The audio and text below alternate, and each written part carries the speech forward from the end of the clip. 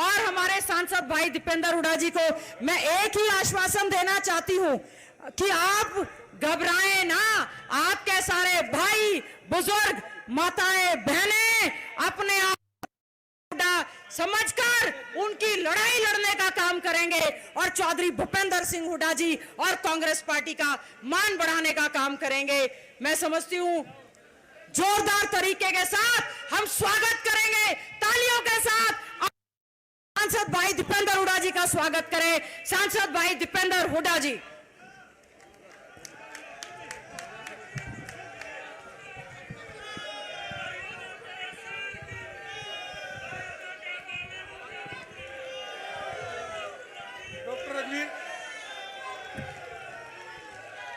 वीरेंद्र दरोगा जी, डॉक्टर रघुवीर कादयान जी का भी स्वागत कर रहे हैं और विधायक कुलदीप वत्सी का भी स्वागत कर रहे हैं गदा के साथ।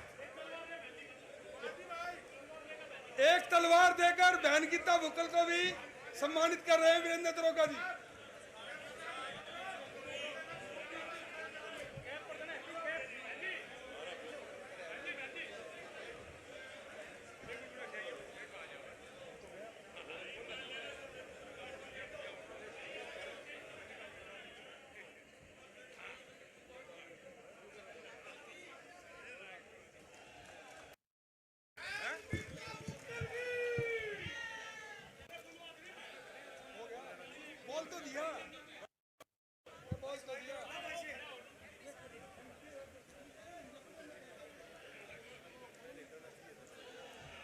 राव साहब का, राव नरेंद्र जी का भी स्वागत करें जो हमारे लोकसभा के प्रभारी हैं।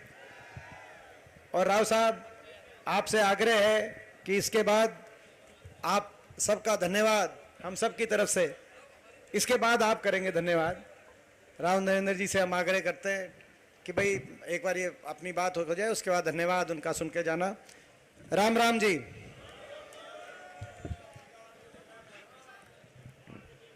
नवेरा है और मैं इस बात के लिए आपको सबको अपनी तरफ से बधाई देता हूं कि इतनी देर से 8 बजे से घर से चले थे, बता रहे हैं, कोई 10 बजे चला, कोई 9 बजे चला, लेकिन पूरा दिन और इतना लंबा ये कार्यक्रम चला। इतने विधायक यहाँ पे पहुंचे, सबने अपनी अपनी बात खुल के कही और लगभग सारे पॉइंट कह दिए। गीता जी ने तो सारे ही पॉइंट कह दिए, मैं समझता हूँ कोई पॉइंट तो भाई मैं खुद ज़्यादा लंबा समय नहीं लूँगा, लेकिन मैं आपको बधाई देता हूँ। आप लोग इतनी देर से जैसे जमे हुए बैठे हो, वो संकेत है, ये वक्त है बदलाव का, ये वक्त बदलाव का है। और ना जात पे ना पात पे मोहर लगेगी, ना जात पे ना पात पे मोहर लगेगी हाथ पे। ये मैं समझता हूं कि इस बात का संकेत है। इससे पहले कि मैं अपनी बात कहूं, जैसा कि कहा कि आज एक संकल्प पत्र, हम एक संकल्प लेंगे सारे मिलकर। तो संकल्प और शपथ लेने के लिए, क्योंकि संविधान को बचाने के लिए, संविधान की रक्षा करने के लिए ये हम शपथ ले रहे हैं। मैं सबसे आग्रह करूंगा, सभी साथियों से, बहुत देर से बैठे हो, एक बार खड़े हो जाओ और अपना जैसे शपथ लेते हैं संविधान की, आप और हम मिलकर शपथ लेंगे। मैं एक एक लाइन बोलता जाऊंगा, आप उस लाइन के पीछे पीछे पीछे आप बोलते रहना। एक बार खड़े हो जाओगे फिर बैठ जाओगे तो थोड़ा बॉडी में जो हल्का सारा होगा ना, सारा भाग जाएगा। शुरू करें, तैयारी। हम हरियाणा वासी संकल्प लेते हैं कि हम अपने देश के संविधान की तन मन, अपने देश के संविधान की तन मन और वचन से रक्षा करेंगे, और वचन से रक्षा करेंगे। क्योंकि हमारा देश शरीर है तो संविधान उसकी आत्मा है तो उस संविधान उसकी आत्मा है। डॉक्टर बाबा साहब भीमराव अंबेडकर जी, डॉक्टर बाबा साहेब भीमराव अंबेडकर जी और स्वतंत्रता सेनानियों ने अपने बलिदानों से यह संविधान बनाया है। यह संविधान बनाया है। जो राजनीतिक ताकतें इस संविधान को जो राजनीतिक ताकतें इस संविधान को बदलने या खत्म करने का ऐलान कर रही हैं, बदलने या खत्म करने का ऐलान कर रही हैं, उनका जवाब हम अपने वोट से देंगे। उनका जवाब हम अपने वोट से देंगे। हम इस बार अपना वोट संविधान बचाने के लिए समर्पित करेंगे। संविधान बचाने के लिए समर्पित करेंगे। जय हिंद, जय हिंद, जय हिंद, जय हिंद, जय भीम, जय भीम, जय राम जी की। जय राम जी की। अब बैठो और भाई जय आप सबकी। मैं ज्यादा लंबी बात नहीं कहूंगा, लेकिन मुझे पता है आप मेरे दो शब्द सुनना चाहते हैं। हमारे बीच में उपस्थित हमारे आदरणीय डॉक्टर रघुबीर सिंह कादियान जी, हमारी बहन, आज के कार्यक्रम की आयोजक जिनको मैं बधाई देता हूं, हमारी बहन गीता बुक्कल जी, हमारे बहुत ही वरिष्ठ विधायक और उपनेता कांग्रेस विधायक दल के आफ्ताब अहमद जी, हमारे कांग्रेस के एक और बहुत वरिष्ठ विधायक सोनीपत से 5वीं वार्ड के विधायक आदरणीय जगबीर सिंह मलिक जी, हमारे विधायक खरखौदा से जयवीर वाल्मीकि जी, हमारे विधायक कुलदीप वत्स जी, विधायक बलबीर वाल्मीकि जी, विधायक नीरज शर्मा जी फरीदाबाद से आज चल के हमारे बीच में आए हैं, विधायक इंदुराज नरवाल भालू जी, हमारे पूर्व मंत्री राव नरेंद्र जी, पूर्व मंत्री आदरणीय आन सिंह दांगी जी, पूर्व मंत्री राजकुमार वाल्मीकि जी, पूर्व विधायक सुखबीर फरमाना जी, पूर्व विधायक हमारे विजेंद्र सिंह कादियान जी, पूर्व विधायक पदम सिंह दैया जी, पूर्व विधायक कर्नल रघुबीर चिल्लर जी, आदरणीय चक्रवर्ती शर्मा जी, आदरणीय राज सिंह जाखड़ जी, हमारे सभी मेरे पिता तुल्य बुजुर्ग, नौजवान साथी, मातृशक्ति और मंच पे उपस्थित सभी आदरणीय नेतागण, किसी का नाम रह भी गया हो तो मैं क्षमा चाहता हूं। आप सब ने आज आशीर्वाद दिया है और मैं आपको विश्वास देना चाहता हूं, आप विश्वास दिलाना चाहता हूं। अभी सभी ने हाथ खड़े करवाए और एक एक ने आपने हाथ खड़ा किया और कहा कि इस चुनाव में आप साथ देंगे। मैं आपको ये विश्वास दिलाना चाहता हूं, ये आपका आशीर्वाद खाली नहीं जाएगा। आपका आशीर्वाद हरियाणा में आपकी सरकार लेके आएगा और दिल्ली में भी आपके आशीर्वाद को पहचान मिलेगी, ये मैं आपको विश्वास दिलाता हूं। आज कहा डॉक्टर रघुबीर सिंह कादियान जी ने कि सारे देश की नजर रोहतक पे है, इस लोकसभा सीट पे है। आज पूरे प्रदेश की नजर इस लोकसभा सीट पे है। ये हॉट सीट हो गई है। प्रेस वाले लिखते हैं कि हॉट सीट है, हॉट यानी गरम, और मैं तो कभी सीधा मानस हूं भाई, मेरा तो गर्मी से कोई दूर दूर तक ताल्लुक नहीं। तो ये गरम क्यों हो गई, ये हॉट सीट क्यों मानी जा रही है, सबकी नजर क्यों है? क्योंकि सबको पता है कि इसका नतीजा केवल एक सांसद बनाने का नतीजा नहीं होगा।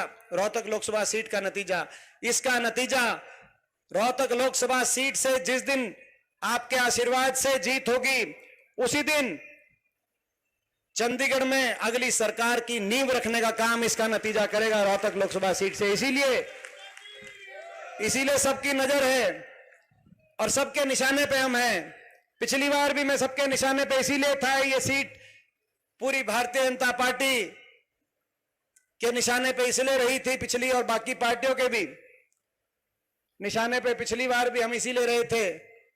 और इस बार भी कि मेरी इनसे व्यक्तिगत लड़ाई नहीं है किसी से, मगर ये निशाने पे इस सीट को इसलिए ले रहे हैं, मुझे इसलिए ले रहे हैं क्योंकि मैं ईमानदारी से आपकी लड़ाई लड़ता हूं, मैं ईमानदारी से मेहनत करता हूं, इनके आगे सर नहीं झुकाता।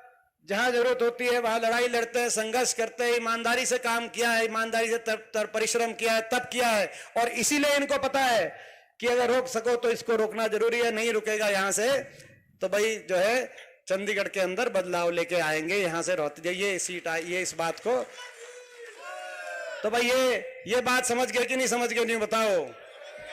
पिछली बार थोड़ी सी वोटों से रह गए थे और चलो साजिश हुई, साम दाम दंड भेद का प्रयोग हुआ,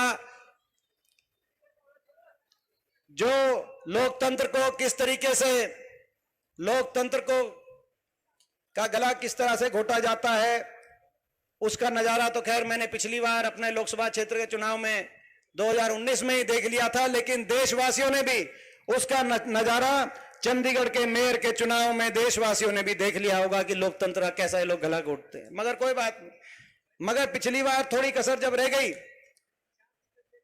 तो उसके बाद जो अगला विधानसभा चुनाव आया 4 महीने के बाद, उसमें भी उतनी थोड़ी कसर रह गई। समझ गए मैं क्या कह रहा हूं? ना तो पिछली बार लोग बदलाव चाहते थे, पिछली बार ही दुखी थे, बीजेपी की सरकार को दोबारा से हरियाणा में मौका देना नहीं चाहते थे। नहीं तो आपको याद होगा पिछली बार नारा दिया था खट्टर साहब ने, नारा क्या था, क्या था, कहा था 75 पार। बोला बीजेपी जाएगी 75 पार, जैसे अब 400 पार का दे रहे हैं। बोला बीजेपी जाएगी 75 पार। लोगों ने उस नारे की हवा निकाल दी। 14 में से 12 मंत्री वापस विधानसभा के द्वार में नहीं पहुंचे। लोग इतने दुखी थे, एक एक मंत्री जहां जहां विधानसभा सीट पे जो थे वहां पर 75 पार के नारे के बावजूद उस मंत्री को कहा कि भाई ये कितना काम हुआ होगा, आप अंदाजा लगाएं। रोहतक से मंत्री थे, वो नहीं पहुंचे। बादली से इनके एक मंत्री थे, आज कुलदीप वत्स बैठे हैं, वो नहीं पहुंचे। इसराना से मंत्री थे, जहां से बलबीर वाल्मीकि जी जीत के आए, वो बैठे हैं, वो वहां से तो 14 में से 12 मंत्री हार गए। 75 पार की हवा निकल गई। लेकिन बीच में एक और नारा आया, दुष्यंत चौटाला की एक पार्टी बनी और उसने नारा दिया बीजेपी को करो जमुना पार। हरियाणा के हम लोग हैं, सीधे साधे भोले भाले लोग हैं, उसकी बात मान गए। कुछ लोग 10 सीट आ गई। एक कहता था 75 पार, दूसरा कहता था इनको करो जमुना पार। इलेक्शन का नतीजा आते ही दोनों बन गए जमा पक्के यार। और 5 साल मचाई ऐसी लूट, जनता कर रही है हाहाकार। यही बात है कि नहीं? है बात है। जनता को भूल गए, कहा कि 5100 की पेंशन का समझौता कर लिया हमने, गठबंधन हो गया। कैसा गठबंधन था? 5100 की पेंशन तो 5 साल तक आई नहीं, केवल प्रदेश को लूटने का काम किया, अपने भ्रष्टाचार की फाइलों को बंद करवाने का काम किया। दो डबल इंजन से, बीजेपी और जेजेपी के डबल इंजन से महकमे बांटकर प्रदेश की भोली वाली जनता को लूट के देश में भ्रष्टाचार में हरियाणा को सबसे कलंकित कराने का काम किया। कोई एक महीना नहीं था कि कोई ना कोई बड़ा घोटाला सामने ना आए। शराब के महकमे से कौन लूट गया, माइनिंग के महकमे से कौन लूट गया, एक्साइज के महकमे से कौन लूट गया, गुड़गांव में बैठ के कौन लूट रहा है, रोहतक में बैठ के कौन लूट रहा है। खैर उसका तो हम क्या बताएं, वो तो डॉक्टर अरविंद शर्मा जी ने पेरावर में कह दिया था कि रोहतक में 300 करोड़ अमृत योजना के बीजेपी के कौन से पूर्व मंत्री खा गए। वो नाम दे दिया था कि नहीं दे दिया था उन्होंने? तो इनकी जांच होनी चाहिए कि नहीं होनी चाहिए? जब इन्हीं के सांसद बता रहे हैं कि 300 करोड़ खा गए पूर्व मंत्री मनीष ग्रोवर, और सबूत मिटा रहे हैं, और ये सरकार सबूत मिटाने में एक्सपर्ट है, और मुख्यमंत्री कार्यालय तक उस घोटाले की तार जुड़े हुए हैं। और जब दादा गौतम ही खुद बता रहे हैं, इन्हीं के विधायक, बीजेपी के सांसद बीजेपी के मंत्रियों का घोटाला बयान कर रहे हैं, तो जेजेपी के विधायक दादा राम कुमार गौतम बता रहे हैं सार्वजनिक तौर से कि खोपर बढ़ गया, सरकार में एकला ही जीवन लग रहा है। क्या जीमेंगे भाई? तो भ्रष्टाचार का समझौता, और प्रदेश की जनता को भूल गए, और हरियाणा प्रदेश विकास की पटरी से उतर गया। एक कोई काम हरियाणा प्रदेश में हमारे इलाके में हुआ नहीं। सरकार के 2 काम होते हैं, काम करना और सबका मान सम्मान करना। मैं पूछना चाहता हूं, झज्जर में कोई एक काम इन्होंने किया तो आप बताओ, कोई एक काम किया हो? कोई बड़ी परियोजना आई हो, कोई रेल की लाइन आई हो इनके समय, कोई थर्मल का कारखाना लगा हो, कोई एम्स का अस्पताल बना हो, कहीं मेट्रो आई हो, कोई एक बड़ा काम इन्होंने किया हो? मैं पूछना चाहता हूं अपने झज्जर वासियों से, 10 साल में काम तो किया नहीं। मैं दूसरी बात पूछना चाहता हूं, इनने मान सम्मान किया आपका? खट्टर साहब ने मान सम्मान किया है? वो कह रहे हैं कि जी आए नहीं। बोला जी आए, मान सम्मान तो क्या आए नहीं? सही बात है। ये अपनेपन की फर्क समझना। 10 साल में तो ठीक बात की, तो भाई 10 साल में मुख्यमंत्री बादली हल्के में एक बार आए, बेरी हल्के में एक बार आए, झज्जर हल्के में बहन जी बताएंगी एक बार आए, तो पिछली बार आए थे, इन 5 साल में नहीं आए। कोसली में एक बार गए 10 साल में, एक दिन, दूसरा दिन नहीं देखा। 10 साल बहुत बड़ा समय होता है।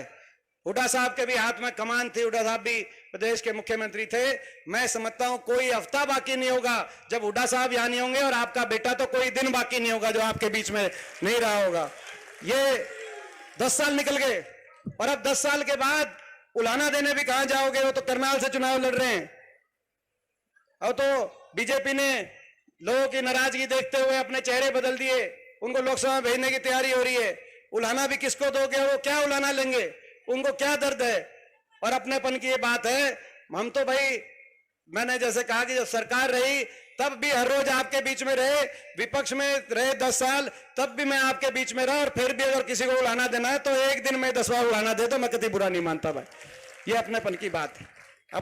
अपनों से ही उलाहना दिया जाता है और अपना ही आदमी उलाहना दूर करता है। लेकिन मेरे दिल में, नक्शे में एक एक झज्जर के गांव का, किस गांव में क्या विकास की कमी है, एक एक अपने झज्जर का, इस पूरे इलाके का मेरे दिल में, मेरे नक्शा आपको पता है कि है। कहां पर पानी की समस्या है, कहां पर सड़क की समस्या है, कौन सा हमने समर स्कूल बनवा दिया, कहां कॉलेज बनवा दिया, कहां बनवाना है, एक एक बात का कसर है। मगर जो 10 साल में आए नहीं, आप एक बात बताओ, 10 साल में आप तमिलनाडु कहीं होके आ जाओ, तिरुपति होके आ जाओ, अब वहां पे आप हो तो आओगे, लेकिन वहां का किस किस गांव में क्या समस्या है, दिक्कत है, आपको पता चलेगा? आपको दर्द भी नहीं।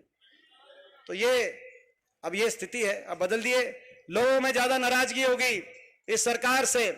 हरियाणा को विकास की पटरी से उतार दिया इन्होंने, लोगों में नाराजगी होगी तो चेहरे बदल दिए, मुख्यमंत्री जी भी बदल दिए, उप मुख्यमंत्री भी बदल दिए, और गठबंधन भी बदल दिया। और अब बात चल रही है कि जो उम्मीदवार उतारे हैं शायद उम्मीदवार भी बदलेंगे। 3 उम्मीदवारों पे तलवार लटक रही है। बताते हैं कि 3 उम्मीदवार, कोई है 4, बोला आज के अखबार में 4 आ रहे हैं, तो बोला 3 उम्मीदवार बदलेंगे कि 4 उम्मीदवार बदल। आप क्या उम्मीदवार बदलोगे? क्या उप मुख्यमंत्री और मुख्यमंत्री के चेहरे बदलोगे? अब तो लोग सरकार ही बदलेंगे। मैं इनको कहना चाहता हूं, लोगों ने मन बना लिया। अब क्या बदलोगे आप? लोगों ने मन बना लिया, दोबारा से विकास की तरफ लोग चलना चाहते हैं। मगर मुझे दुख है, ना काम किया, ना मान सम्मान किया। आज प्रदेश को 10 साल की सरकार के बाद देश में आज बेरोजगारी में नंबर 1 हरियाणा बना दिया। हर घर में एक नौजवान बेरोजगार, बेरोजगारों की फौज खड़ी हो गई हरियाणा में।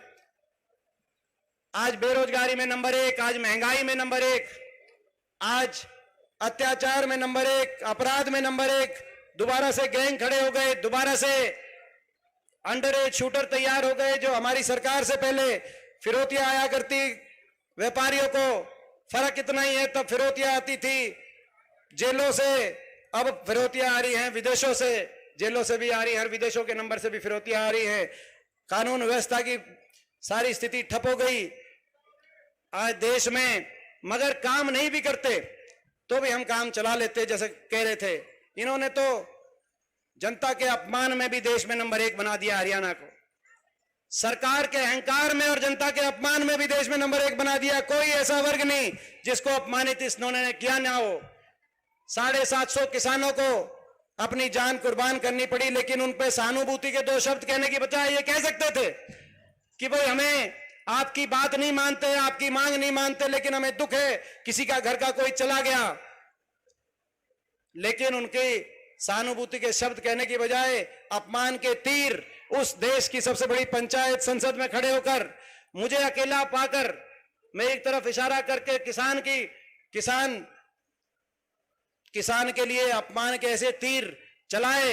और क्योंकि मैं हरियाणा से एकमात्र सांसद था विपक्ष में, बाकी 15 में से 14 सांसद भाजपा के थे, तो जब मैं किसान की बात वहां उठाता था और जब खिल्ली उड़ाई जाती थी, मजाक उड़ाया जाता था, तो वो तीर जो मैं अपनी छाती पे, अपनी आत्मा में वो तीर जब ले रहा हूंगा तो मेरे पे क्या बन रही होगी आप अंदाजा लगा सकते हो।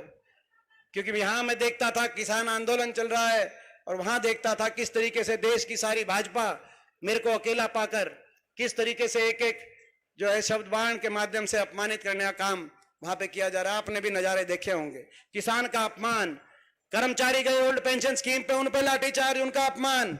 सरपंच गए अपने पंचायती अधिकारों के लिए, उन पे लाठीचार्ज, उनका अपमान। मनरेगा का मजदूर गरीब आदमी गया, मनरेगा के मजदूर पे लाठीचार्ज, मनरेगा का मजदूर का अपमान। जब ग्रामीण चौकीदार सफाई कर्मचारी गए, उन पे लाठीचार्ज, उन पे उनका अपमान। आंगनवाड़ी आशा वर्कर्स गई, उन पे लाठीचार्ज, उनका अपमान। बच्चों, छोटे छोटे बच्चों को भी स्कूल इतने बंद कर दिए 5000, उनको भी स्कूलों के आगे धरने पे बैठना पड़ा। छोटे छोटे बच्चों को पहली बार देखा, लेकिन टस से मस नहीं हुई सरकार, एक स्कूल भी दोबारा से खोला नहीं। छोटे छोटे बच्चों का, हमारे देश के भविष्य का अपमान। हमारी जो बेटियां, जिन बेटियों को अपने न्याय के लिए जो दिल्ली जंतर मंतर पे बैठी, उनका क्या कसूर था उन बेटियों का? ये बाबा साहब की प्रतिमा के सामने मैं इस संविधान की परछाई में पूछना चाहता हूं। इस संविधान में सबको बराबरी का अधिकार है, इन बेटियों को भी उतना ही बराबरी का अधिकार था। जो आरोपी भाजपा के कोई सांसद थे, और हरियाणा में तो एक आरोपी भाजपा के मंत्री थे जिन्होंने उनके साथ उत्पीड़न का आरोप हुआ था, आज दिल्ली पुलिस ने लिख दिया, जब सुप्रीम कोर्ट ने आदेश किए एफआईआर के, तब दिल्ली पुलिस ने लिख दिया अपनी रिपोर्ट में कि आरोपी हर मौके पर इनके साथ दुर्व्यवहार करता था, इन बेटियों के साथ। जब दिल्ली पुलिस ने आज ये लिख दिया, तो महीनों तक एफआईआर क्यों नहीं उनके कहने से दर्ज नहीं की गई? क्या कसूर था उनका? अगर देश में बराबरी है, मैं बाबा साहब से कि परछाई में पूछना चाहता हूं, तो इन बेटियों का क्या कसूर था? तो वो देश है जहां अपनी दुश्मन की बहन बेटी की इज्जत को भी अपनी इज्जत माना जाता है, और यहां पे इतना अहंकार कि उन बेटियों का अपमान दिल्ली की सड़कों में न सिर्फ घसीटा गया, मगर सदन में खड़े होकर मुख्यमंत्री जी खट्टर साहब ने, जब ये बात आई कि आरोपी संदीप सिंह को कैबिनेट से हटाया जाए, तो उन्होंने सदन में खड़े होकर कह दिया, इतने घमंड में और इतने अहंकार में, कि संदीप सिंह मंत्री हैं और मंत्री रहेंगे। आज मैं भी कहना चाहता हूं खट्टर साहब को और पूरी बीजेपी को, अहंकारी बीजेपी को कहना चाहता हूं, आपका अहंकार हम तोड़ेंगे, हम तोड़ेंगे, हम तोड़ेंगे इस अहंकार को। यह अहंकार जाएगा, यह अहंकार जाएगा। अहंकार का स्थान लोकतंत्र में, अहंकार का स्थान नहीं होना चाहिए। लोकतंत्र में संवाद का, संवेदनशीलता का और लोगों के मान सम्मान से लोकतंत्र में सरकारें चलाई जानी चाहिए। अहंकार से लोकतंत्र में लोगों की जन भावनाओं को रौंदा नहीं जाना चाहिए। लेकिन आज ये लड़ाई है, आज ये लड़ाई हरियाणा को बचाने की भी है और अपने इलाके को आगे लेके जाने की भी लड़ाई है। पहले भी अपने इलाके में, झज्जर में जो हो सकता था किया। 10 साल में मैं पूछना चाहता हूं, अपने इलाके का, रोहतक का, झज्जर का, अपने इलाके का नक्शा बदला था कि नहीं बदला था? मैं पूछना चाहता हूं।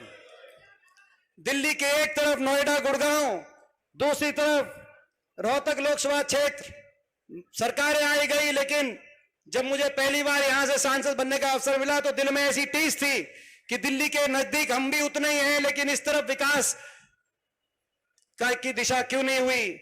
और उस सोच के साथ कहीं रिलायंस का SEZ आया, तो कहीं एम्स आया, कहीं बहादुरगढ़ तक मेट्रो आई, तो कहीं रेल की लाइन बिछी, 1080 किलोमीटर नेशनल हाईवे उस समय हमारे इलाके के अंदर मंजूर हुए, हर दिशा के अंदर। तो कहीं थर्मल कारखाने आए रोहतक के अंदर, IMT आई, IIM, IIT दिल्ली का एक्सटेंशन सेंटर आए, 18 राष्ट्रीय शैक्षणिक संस्थान आए। तो 30 से ज्यादा बड़े उद्योग, Panasonic, Yokohama, Maruti, Asian paint, JK cement, NTPC, कोई 30 से ज्यादा बड़े उद्योग हमारे इलाके में आए और एक नींव रखी गई। हम आगे बढ़ रहे थे, मगर अच्छे दिनों के चक्कर में एक बदलाव आ गया और उस जो आगे बढ़ने की प्रगति पे थे उस पर ब्रेक आ गया। अब दोबारा से विकास का पहिया पूरे प्रदेश में भी और अपने इलाके में भी दोबारा से विकास का पहिया घुमाओगे कि नहीं घुमाओगे? नहीं बताओ। तो भाई दोबारा से वो पहिया घूमना चाहिए। दोबारा से अपना हरियाणा प्रदेश देश में विकास में नंबर 1 और रोहतक लोकसभा क्षेत्र का नक्शा देश के विकास के मानचित्र पे आए। दोबारा से विकास का पहिया घूमे। आने वाले समय में दिल्ली के चारों तरफ, जैसे अभी कहा गया, दिल्ली के चारों तरफ विकास हो, और भाई दिल्ली के चारों तरफ इस रूप से विकास हो कि दिल्ली के चारों तरफ झज्जर और रोहतक में नोएडा और गुड़गांव से कोई कसर ना रहे, बराबर जो है वो विकास हो, हमारी अगली पीढ़ी को एक अवसर मिले। ये हमारी सोच है। और इस सोच से जब हम इस सोच को लेके आगे बढ़ते हैं, हमारी सोच आपस में प्यार की सोच है, आपस में भाईचारे की सोच है। मुझे गर्व है इस बात का। हमारी सरकार रही 10 साल, लेकिन 10 साल उस सरकार में भाजपा ने और बाकी विपक्ष ने तरह तरह के हम पे जो है, किसी भी विपक्ष का काम होता है, तरह तरह की हमारे लिए बात तो कही, लेकिन आपस के भाईचारे में कटुता पैदा करने वाला कभी उन 10 वर्ष के अंदर समय नहीं आया। तो आज हमारी सोच के साथ हम आगे बढ़ रहे हैं। तो इस सोच में ये चुनाव ऐसा चुनाव है जो आपको और हमको मिलकर लड़ना है, क्योंकि इनके पास बहुत साधन हैं, इनके पास साधन बहुत हैं, सारे साधन इनके पास है, सारा पैसा इनके पास है। आपने देखा क्या चल रहा है खेल भ्रष्टाचार का पूरे देश में क्या भ्रष्टाचार का खेल चल रहा है। नारा था इनका, काला धन आएगा, काला धन लाएंगे, सबके बाटे 15 लाख आएंगे। नारा था कि नहीं था? काला धन तो नहीं आया, नारा बदल गया।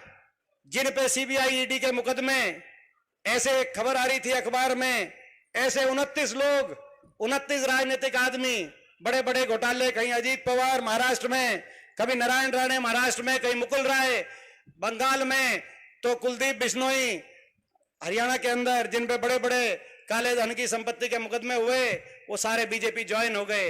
नारा बदल गया, नारा दूसरा हो गया, काला धन नहीं लाएंगे, काले धन वालों को बीजेपी ज्वाइन कराएंगे और रातों रात जो है उनका धन जो है काले से ठीक कराएंगे और भाई भ्रष्टाचार से मुक्त। नारा बदल गया। ऐसा भ्रष्टाचार, खुला भ्रष्टाचार हमने देखा नहीं।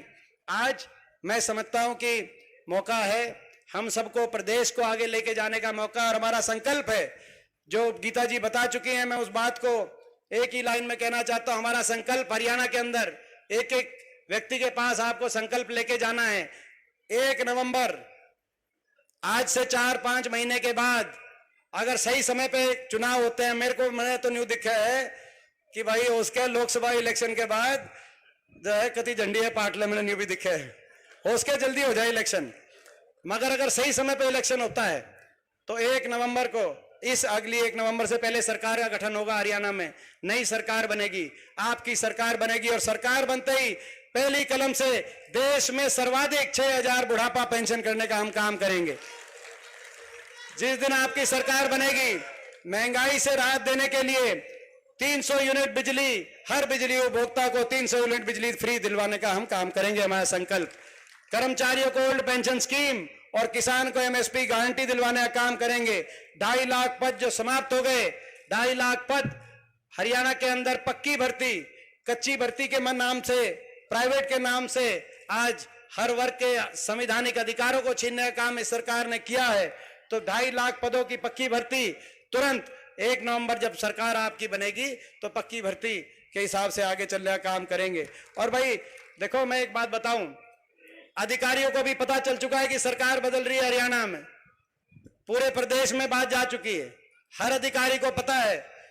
मैं आपको बताना चाहता हूं, जिस दिन आपका लोकसभा का नतीजा आएगा, ये जो डॉक्टर साहब कह रहे हैं ना मेट्रो, कि मेट्रो इस दिशा में बहादुरगढ़ की आगे जाएगी, इस दिशा में आएगी, तो भाई ये आप देखना, लोकसभा का नतीजे आते ही ये अधिकारी थोड़े थोड़े नक्शे तैयार करना शुरू कर देंगे, और जिस दिन आपकी सरकार आएगी उस दिन आ जाएंगे, जी तारीख बताओ मेट्रो का पत्थर का रखवाओ।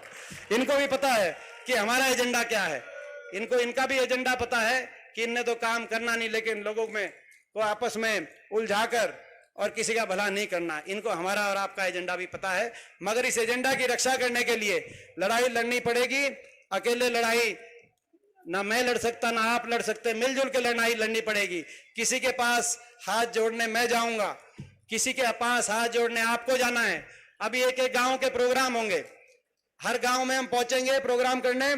तो जब गांव में प्रोग्राम करने जाएंगे तो मैं कहना चाहता हूं कि समय आपको थोड़ा बचाना है, क्योंकि अपने को मैं हर गांव में भी जाऊंगा। पिछली बार जैसे बहुत ज्यादा ट्रैक्टर का जुलूस और उसमें बहुत समय लगता था, तो आप एक जगह निर्धारित करके थोड़ा समय बड़े प्लानिंग से और योजनाबद्ध तरीके से हर गांव में हाजिरी लगे, समय अनुसार एक दिन में कई गांव करेंगे। क्योंकि हरियाणा में बाकी जगह भी जो उम्मीदवार आएंगे वो भी जो है हरियाणा के अंदर वो भी सारे उम्मीदवार उम्मीद करते हैं कि हम वहां जाएं। राजस्थान में कई जगह उम्मीदवार उम्मीद कर रहे हैं कि हम पहुंचे, तो सारी जगह तो नहीं पहुंच पाएंगे, लेकिन बहुत से उम्मीदवारों के जाकर हमें पूरी मेहनत वहां भी करनी पड़ेगी, अपना हल्का भी संभालना पड़ेगा। तो ये लड़ाई ऐसी लड़ाई है कि मिलजुल के जोश से और होश से। तो भाई एक मैं आज आपसे वोट की अपील के साथ साथ केवल वोट की अपील नहीं कर रहा, मैं आपसे आज पूरे सपोर्ट की अपील कर रहा हूं आपकी। तो भाई ये इस लड़ाई में भाई ये 35-40 दिन का समय है, 35-40 दिन का आप समय अपने इलाके के भविष्य के लिए, अपने देश और अपने प्रदेश के भविष्य के लिए ये आप 35-40 दिन दोगे। तो एक बार हाथ खड़ा कर अब बताओ दोगे कि नहीं दोगे। वोट का तो मैंने धन्यवाद कर दिया आपका, एक बार खड़े रखना, आज मैं देख रहा हूं कौन कौन देगा। तो फिर मैं सबकी मेरी नजर सब पे, मैं जानता सबको, आपने पता है। मैं ये तो नहीं कहता कि मैं यहाँ सबको जानता हूँगा, लेकिन लगभग मैं सबको जानता हूँगा, किसी के नाम से, किसी के गांव से, किसी के शक्ल से। अच्छा सिलेंडर रह गया, चिंता मत कर, सिलेंडर तेरा रहने नहीं देंगे। 1 नवंबर से हमारी माताएं बहनें 1 नवंबर से 500 रुपए का सिलेंडर आपको जो है आने वाले समय में 1 नवंबर से हरियाणा के अंदर, तो सिलेंडर ने भी नहीं रहने देंगे और भाई सरपंचों ने भी नहीं रहने देंगे। और बहन जी कह रही है ओपीएस, तो भाई कर्मचारियों के ओपीएस को भी नहीं रहने देंगे, किसी वर्ग के जो हमने सारे संकल्प किए। और मैं बताऊं है ना, 100 गज के प्लॉट को रहने देंगे भाई, और 3.5 लाख की सहायता से 2 कमरे का जो मकान बनाना है, सारे एससी वर्ग के हमारे भाई हैं, बीसीए वर्ग के हमारे परिवार है, बीपीएल के हमारे परिवार है, 100 गज के प्लॉट और 3.5 लाख की सहायता से, सरकार की सहायता से मकान की किस्त हम दिलवाने का काम करेंगे। और भाई देखो कुल मिला के बात यह है, मैं एक बात बताऊं, 100 बात की एक बात, रहने तो किसी को नहीं देंगे, किसी भी वर्ग को, हर वर्ग के लिए भला करेंगे। बाकी भाई देखो आपको एक बात पता होनी चाहिए कि कोई सा अगर कोई छूट भी गया ना, तो आपका इतना जोर है मुझ पे कि आप कलम छीन के भी करा दोगे, तो आपको पता है मेरा तो कलम लेके आप करा सकते हो, तो वो आपका जोर है। और झज्जर में हमने बहुत सा काम किया झज्जर के लिए, मगर मैं ये कह सकता हूं कि भाई विपक्ष में रहकर आपको भी बहुत चीज समझ में आई और विपक्ष में रहकर हमें भी बहुत चीज समझ में आई। देखो अपने इलाके के लिए बहुत किया था दिन रात, मगर विपक्ष में रह के बहुत चीज आदमी समझता है। 10 साल संघर्ष कोई छोटी बात नहीं है, ऐसी ताकत से 10 साल टकराए बड़े बड़े लोग, मैं समझता हूं कि इस ताकत से, मगर हमने और आपने मिलकर टक्कर ली, बहुत कुछ सीखे हैं। इस बार जब सरकार रहेगी तो झज्जर के विकास के लिए और झज्जर को आगे लेके जाने के लिए भाई मैं कहना चाहता हूं कोई कसर बाकी नहीं छोड़ेंगे। ये जो है ना बिल्कुल जो है एक बात, तो ये एक मौका है, इसमें आप सब लगो। आज से ही इलेक्शन, आज से हम इलेक्शन का बाबा साहब भीमराव अंबेडकर जी की जयंती के इस पावन अवसर पे जय भीम के उद्घोष के साथ, जय हिंद और जय राम जी के उद्घोष के साथ आज से ही हम इलेक्शन का बिगुल फूंकते हैं। और वो नारा, जिस नारे को मैंने संसद में आखिरी दिन प्रधानमंत्री जी और गृह मंत्री जी की मौजूदगी में सदन में लिया था, जय जवान, जय किसान, जय नौजवान, जय पहलवान और जय संविधान, तो उस नारे के साथ आज से उतर पड़ो चुनाव में। और ये इलेक्शन आपका है, आपका बहुत।